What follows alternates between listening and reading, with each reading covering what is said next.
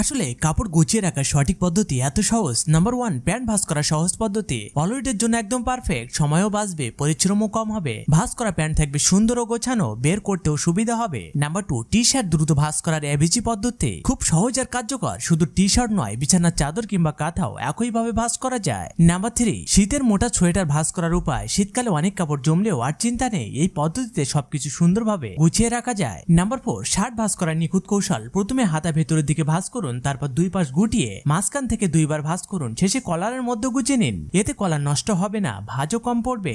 Number 5, শীতের full set কাপড় গোছানোর কৌশল। উপরের জামার সঙ্গে প্যান্ট একসাথে ভাঁজ করে রাখুন, এতে পুরো সেট একেবারে হাতে পাওয়া যাবে। নাম্বার 5, স্মার্ট মেয়েদের পছন্দের অন্তর্বার গোছানোর পদ্ধতি। দেখতে সুন্দর, খুঁজে পেতে সহজ এবং ব্যক্তিগত জিনিসও গোপন থাকে। একইভাবে পুরুষদের অন্তর্বাসও গুছিয়ে রাখা যায়। নাম্বার 6, নরম ও ঢিলাঢালা ইন্নার বা বেস লেয়ার কাপড় ভাঁজ করার উপায়। এই কৌশল শিখলে কাপড় আর এলোমেলো হবে না। সবশেষে অনুরোধ, আপনি কোথা থেকে দেখছেন সেটি কমেন্ট করে জানান এবং